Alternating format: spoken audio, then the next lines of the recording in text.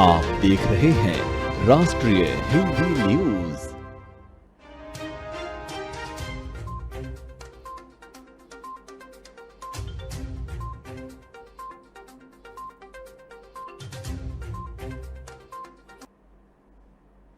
नमस्कार, राष्ट्रीय हिंदी न्यूज देख रहे हैं आप। आपके साथ हूं मैं अंजना राठौर।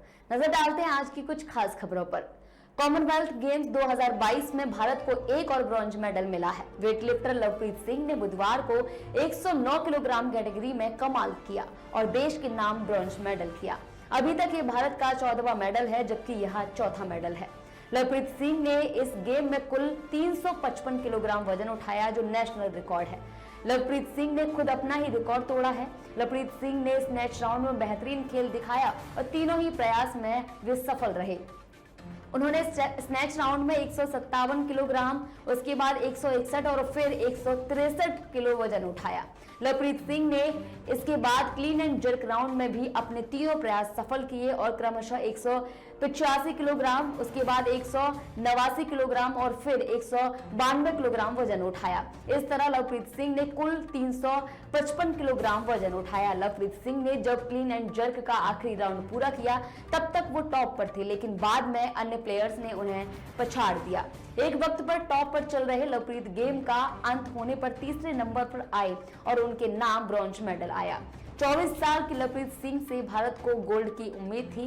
पंजाब के अमृतसर से आने वाले लवप्रीत ने एशियन जूनियर चैंपियनशिप में ब्रॉन्ज मेडल जीता था, जबकि वो कॉमनवेल्थ जूनियर चैंपियन भी रह चुके हैं। अमेरिकी संसद की स्पीकर नैन्सी पेलोसी की ताइवान यात्रा से बौखलाया चीन भले ही ताइवान को घेरने के लिए एक बड़ी मिलिट्री एक्सरसाइज कर रहा है, लेकिन वो शायद उसे ये याद नहीं है कि इस वक्त प्रशांत महासागर में अमेरिकी नौसेना के नेतृत्व में दुनिया की सबसे बड़ी नेवल एक्सरसाइज चल रही है। अमेरिका समेत 26 देशों की नौसेनाएं रिपैंक एक्सरसाइज कर रही हैं। खास बात यह है कि भारत की नौसेना और स्पेशल फोर्सेज भी इस एक्सरसाइज में शिरकत कर रही हैं। ताइवान के मुख्य बंदरगाह और शिपिंग लाइंस को ब्लॉक करने के इरादे से चीन की पीएलए सेना की ईस्टर्न थिएटर कमांड ने ताइवान के आसपास दक्षिण चीन सागर में एक बड़ी मिलिट्री एक्सरसाइज शुरू की है। इस युद्धाभ्यास का मकसद नैन्सी पेलोसी को दक्षिण कोरिया की उड़ान भरने से रोकना भी था, क्योंकि समंदर में एक्सरसाइज के चलते किसी भी दूसरे देश के विमानों की उड़ान ताइवान से सटे समंदर में बेहद मुश्किल हो सकती है। लेकिन चीन के मंसूबों पर इसलिए पानी फिर सकता है क्योंकि इस वक्त प्रशांत महासागर में अमेरिका के झंडे पैसिफिक कमान के नेतृत्व में दुनिया की सबसे बड़ी नेवल एक्सरसाइज चल रही है। ये एक्सरसाइज है रिमपैक यानी रिम ऑफ पैसिफिक। वैसे तो ये एक्सरसाइज पिछले 40 सालों से हर 2 साल में प्रशांत महासागर में होती आई है, जिसमें अमेरिकी और अमेरिका के मित्र राष्ट्रों की नौसेनाएं हिस्सा लेती हैं। मगर इस साल चीन ताइवान विवाद के चलते ये बेहद खास माना जा रहा है। हम आपको बता दें कि रिमपैक 2022 में अमेरिका की नौसेना समेत कुल 26 देशों की नौसेनाएं हिस्सा ले रही हैं। इस एक्सरसाइज में अमेरिकी के 7th फ्लीट के सबसे बड़े एयरक्राफ्ट कैरियर में से एक यूएसएस अब्राहम लिंकन समेत कुल 38 युद्धपोत, 3 पनडुब्बियां और 30 से ज्यादा यूवी और 170 मिलिट्री एयरक्राफ्ट और साथ ही 25,000 सैनिक हिस्सा ले रहे हैं। केंद्र सरकार कोरोना महामारी से बचाव के लिए चलाए जा रहे देशव्यापी बूस्टर डोज अभियान के बाद नागरिकता संशोधन कानून लागू करने की योजना बना रही है। केंद्रीय गृह मंत्री अमित शाह ने इस बात की जानकारी पश्चिम बंगाल के बीजेपी नेता शुभेंदु अधिकारी से मुलाकात के दौरान दी है। आपको बता दें कि शुभेंदु अधिकारी ने मंगलवार को संसद भवन परिसर में केंद्रीय गृह मंत्री अमित शाह से मुलाकात की। इस दौरान उन्होंने अमित शाह से जल्द सीएए कानून लागू करने का आग्रह किया, जिस पर केंद्रीय मंत्री ने आश्वस्त किया कि कोविड-19 रोधी टीके की बूस्टर खुराक देने की कवायद पूरी होने के बाद सीएए के नियम लागू तय किए जाएंगे। शुभेंदु अधिकारी ने मीडिया से बातचीत में बताया कि सीएए को लागू करना पश्चिम बंगाल के लिए बहुत ही महत्वपूर्ण है। बंगाल के में बहुत से लोगों को इसका फायदा मिल सकता है। आपको बता दें कि नागरिकता संशोधन कानून यानी सीएए को 11 दिसंबर 2019 को संसद में पारित कर लिया गया था और 12 दिसंबर को उससे अधिसूचित भी कर दिया गया था। हालांकि तब से ये नियम तय नहीं होने की वजह से इसे अभी तक लागू नहीं किया जा सका है। केंद्र सरकार द्वारा संसद में पारित सीएए कानून के खिलाफ देश भर में विरोध प्रदर्शन हुए थे। कई आलोचनाओं ने इसे एक विशेष समुदाय के खिलाफ कार्रवाई करार दिया था। हालांकि केंद्रीय गृह मंत्री अमित शाह इससे पहले भी इस सीएए को लेकर इशारा कर चुके हैं और इसे लागू करने की बात कह चुके हैं। बात करते हैं हरियाणा की। हरियाणा में कांग्रेस विधायक कुलदीप बिश्नोई ने बुधवार को विधायकी से इस्तीफा दे दिया है। वो गुरुवार को भारतीय जनता पार्टी में शामिल हो सकते हैं। बिश्नोई हरियाणा के आदमपुर सीट से विधानसभा के सदस्य थे। बिश्नोई ने बीते दिनों बीजेपी नेताओं से मुलाकात की और बाद में उनकी प्रशंसा की।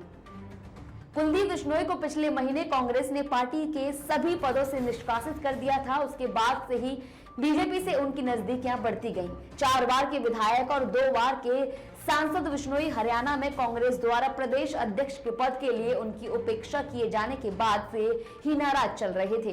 कांग्रेस ने पूर्व मुख्यमंत्री भूपेंद्र सिंह हुड्डा के करीबी माने जाने वाले हृदय मान को हरियाणा इकाई का प्रमुख नियुक्त किया था। कुलदीप बिश्नोई ने चंडीगढ़ स्थित हरियाणा विधानसभा में विधानसभा स्पीकर ज्ञानचंद गुप्ता से मुलाकात की और अपना इस्तीफा सौंपा।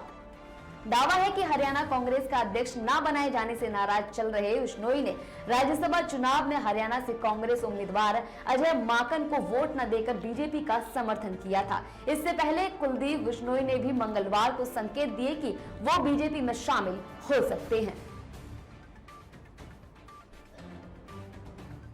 कांग्रेस नेता राहुल गांधी और प्रियंका गांधी ने सोशल मीडिया पर पूर्व प्रधानमंत्री जवाहरलाल नेहरू की तिरंगा वाली तस्वीर साझा की तो बीजेपी नेता मनोज तिवारी ने तंज कस दिया।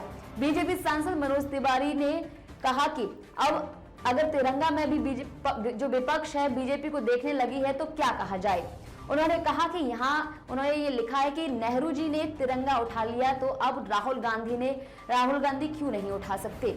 मनोज तिवारी ने आगे कहा कि आज राहुल गांधी के लिए हीरो बनने का मौका था जिससे वो उन्होंने गवा दिया है। बता दें कि राहुल गांधी ने पूर्व पीएम नेहरू की तस्वीर के साथ लिखा, देश की शान है हमारा तिरंगा, हर हिंदुस्तानी के दिल में है हमारा तिरंगा। आपको बता दें कि स्वतंत्रता के इस बार 75 वर्ष पूरे होने जा रहे हैं। इसे मनाने के लिए केंद्र की नरेंद्र मोदी सरकार आजादी का अमृत महोत्सव कार्यक्रम मना रही है। इसी के तहत पीएम नरेंद्र मोदी ने पिछले मन की बात में लोगों से आह्वान किया था कि वे 2 से 15 अगस्त के बीच में अपने सोशल मीडिया अकाउंट की डीपी में तिरंगा लगाएं। वहीं उन्होंने बीजेपी शासित राज्यों में उन्होंने तिरंगा अभियान में हिस्सा लेने के लिए भी बात कही है। कांग्रेस पार्टी के भी कई नेताओं ने बुधवार को तिरंगा अभियान में हिस्सा लिया। कांग्रेस का ये कदम भी पीएम मोदी द्वारा उनके सोशल मीडिया अकाउंट पर तिरंगा को प्रोफाइल पिक में लगाने के बाद सामने आया है। कांग्रेस ने अभियान में हिस्सा तो नहीं लिया लेकिन डीपी में पूर्व पीएम पंडित जवाहरलाल नेहरू की तिरंगा के साथ उनकी डीपी लगाई है। वहीं कांग्रेस नेता जयराम रमेश ने इस मौके पर आरएसएस और इसके संघ रक्षक जो हैं उन पर निशाना साधा है और उन्होंने ट्वीट करते हुए लिखा है कि हम हाथ में तिरंगा लिए अपने नेता नेहरू की डीपी लगा रहे हैं लेकिन लगता है प्रधानमंत्री का संदेश उनके परिवार तक ही नहीं पहुंचा।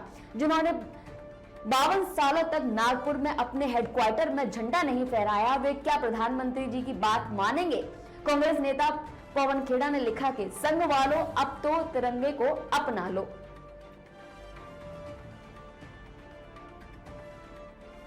खबरों में आगे बढ़ते हुए बात करते हैं आंध्र प्रदेश की। आंध्र प्रदेश के अच्युतपुरम में हुए एक बीज कंपनी में गैस रिसाव में अब तक कुल 95 लोग विभिन्न अस्पतालों में भर्ती हो चुके हैं। अब तक कुल 121 लोग बीमार हो चुके हैं। वहीं इस मामले में गुड़ीवाड़ा अमरनाथ घटना की उच्च स्तरीय जांच के आदेश दिए गए हैं।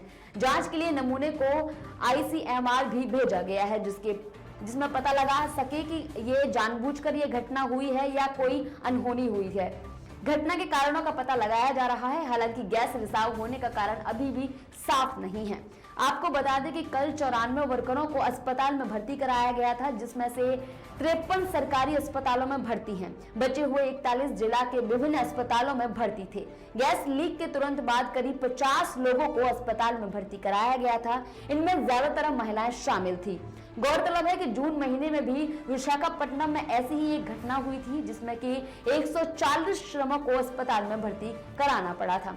पुलिस लेबोरेटरी में भी हुए इस गैस रिसाव में कई कर्मचारी मौके पर ही बेहोश हो गए थे। 15 अगस्त को देश की आजादी के 75 साल पूरे हो रहे हैं। इस मौके को खास बनाने के लिए बीजेपी ने दिल्ली में तिरंगा यात्रा निकाली। हालांकि इस दौरान हेलमेट न पहनने पर बीजेपी सांसद मनोज तिवारी लोगों के निशाने पर आ गए, लेकिन उसके बाद में मनोज तिवारी ने माफी मांगी। उन्होंने कहा कि वे हेलमेट न पहनने पर चालान भरेंगे। मनोज तिवारी ने ट्वीट किया, जिसमें उन्होंने लिखा कि आज हेलमेट न पहनने के लिए माफी मांगता हूं, मैं चालान भरूंगा। उन्होंने दिल्ली पुलिस को टैग करते हुए लिखा कि फोटो में मेरी बाइक का नंबर साफ दिख रहा है। उन्होंने आगे कहा कि आप सभी से निवेदन है कि बिना हेलमेट 2 पहिया वाहन ना चलाएं, सावधानी से चलें। आपके परिवार और दोस्तों को आपकी जरूरत है। बता दें कि बीजेपी की ओर से अमृत महोत्सव के तहत बुधवार को तिरंगा यात्रा निकाली गई। ये यात्रा दिल्ली के लाल किले से इंडिया गेट होते हुए संसद भवन तक निकाली गई। इस यात्रा में एनडीए के सभी सांसद और मंत्री शामिल हुए। हालांकि विपक्ष ने इस आयोजन से किनारा कर लिया है। इसे लेकर सत्ता पक्ष और विपक्ष में जुबानी जंग भी जारी है। पीपुल्स डेमोक्रेटिक पार्टी के अध्यक्ष महबूबा मुफ्ती ने बुधवार को अपने ट्विटर अकाउंट पर एक डीपी लगाई है, जिसमें उनके पिता मुफ्ती मोहम्मद सईद और प्रधानमंत्री नरेंद्र मोदी साथ बैठे दिखाई दे रहे हैं और उनके सामने राष्ट्र ध्वज और अब अमान्य हो चुका जम्मू कश्मीर का झंडा दिख रहा है। आपको बता दें कि प्रधानमंत्री नरेंद्र मोदी ने रविवार को प्रसारित अपने मन की बात कार्यक्रम में कहा था कि आजादी का अमृत महोत्सव जन आंदोलन का रूप ले चुका है। उन्होंने लोगों से 2 से 15 अगस्त तक अपने सोशल मीडिया अकाउंट की डीपी पर तिरंगा लगाने का अनुरोध किया था, जिसके बाद महबूबा मुफ्ती ने नई डीपी लगाते हुए कहा कि जम्मू कश्मीर से उसका झंडा भले ही छीन लिया गया हो, लेकिन इसे लोगों की सामूहिक चेतना से नहीं मिटाया जा सकता है। महबूबा ने अपने ट्विटर अकाउंट पर तस्वीर लगाई और कहा कि उसमें लगी तस्वीर में नवंबर 2015 में हुई एक रैली की है, जिसे प्रधानमंत्री ने अपनी यात्रा के दौरान संबोधित किया था। उस समय मुफ्ती मोहम्मद सईद तत्कालीन राज्य जम्मू कश्मीर के मुख्यमंत्री थे। महबूबा मुफ्ती ने ट्वीट किया है और लिखा है, मैंने अपनी डीपी बदल डाली क्योंकि झंडा खुशी और गर्व का प्रतीक है। हमारे राज्य में ध्वज को भारतीय ध्वज से जोड़ा गया था, जिसमें कोई बदलाव नहीं किया जा सकता। इस जुड़ाव को खत्म करके इसे छीन लिया गया। आपने भले ही हमसे हमारा झंडा छीन लिया हो, लेकिन इसे हमारी सामूहिक चेतना से नहीं मिटाया जा सकता है। फिलहाल के लिए खबरों में इतना ही। देखते रहिए राष्ट्रीय हिंदी न्यूज। जय हिंद।